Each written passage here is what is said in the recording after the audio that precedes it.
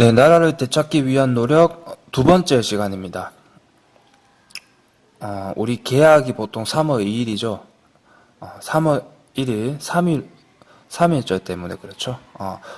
이 당시에 이제 3.1 운동이 일어났는데 3.1 운동에 대해서 한번 살펴보도록 하겠습니다. 3.1 운동은 1919년 3월 1일에 발생한 사건입니다.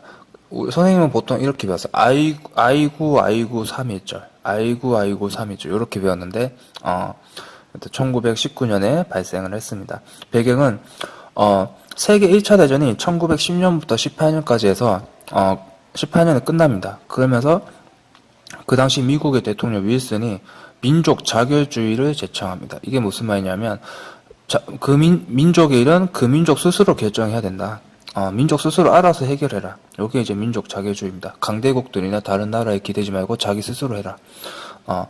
그 분위기에 바탕을 해서 일본이나 각종 해외에서 학생들이 2.8 독립선언을 합니다. 우리 일본에게 독립하겠다. 그렇게 해서 한반도 우리 본국에서도 우리 독립운동 하자. 이렇게 돼서 민족 대표가 태화관이라는 그런 선생님 중국집으로 알고 있는데 거기서 독립선언식을 합니다.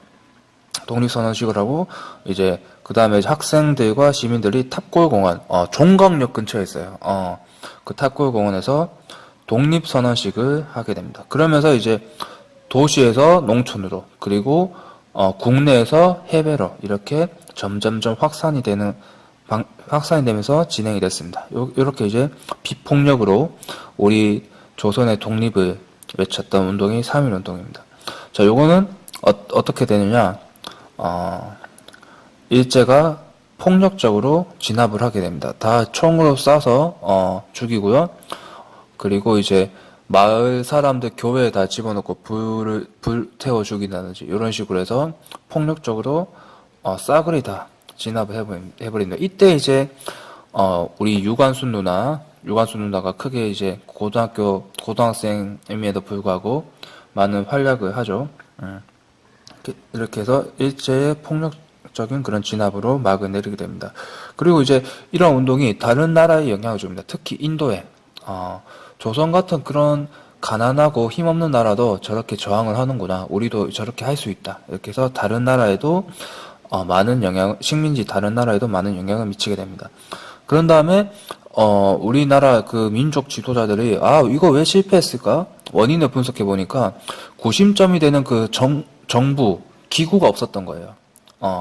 그래서 우리 임시정부를 만들자 해서 대한민국 임시정부를 수립을 하게 됩니다. 자, 그래서 대한민국 임시정부를 수립을 한번 살펴보도록 하겠습니다. 대한민국 임시정부는 3.1운동 이후에 그 해 9월에 상하이에서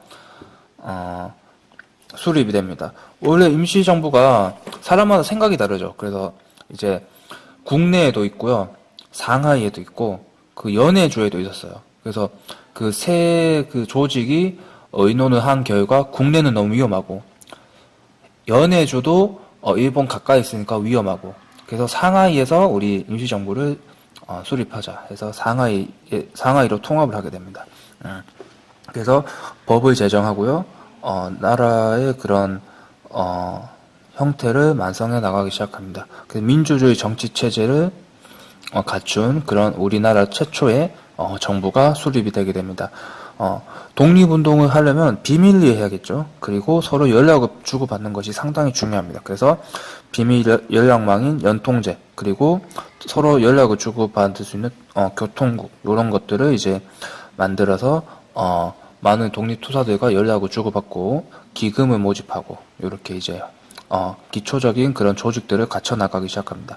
그리고 독립신문을 발행을 해서 우리 동포들에게 알려야겠죠. 해외나 국내 동포들에게 우리 이렇게 활동하고 있고 잘 될 거다. 이렇게 독립운동 소식을 알리기 위해 독립신문도 발행을 했습니다. 그리고 마지막으로 한국광복군을 설립합니다. 1940년에. 그래서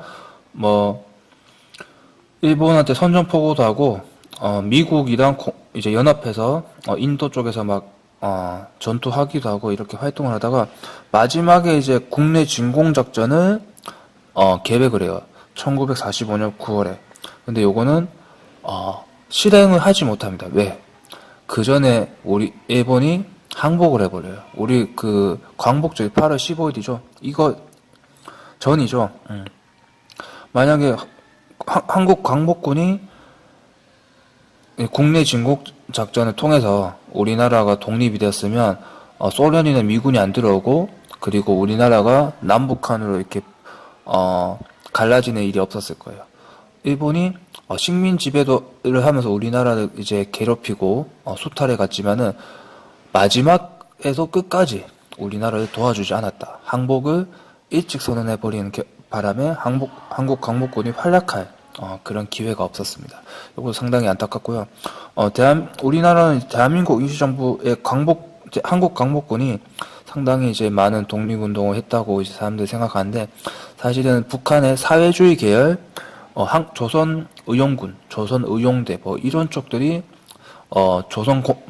중국 공산당이라 해서 만주 연해주에서 객관적으로 얘기하면 조금 더 많은 활약을 합니다. 그거는 이제 참고로 알아두고요. 우리 대한민국 임시정부에 한국 광복군이 있었다는 거, 여기까지 기억해두면 되겠습니다.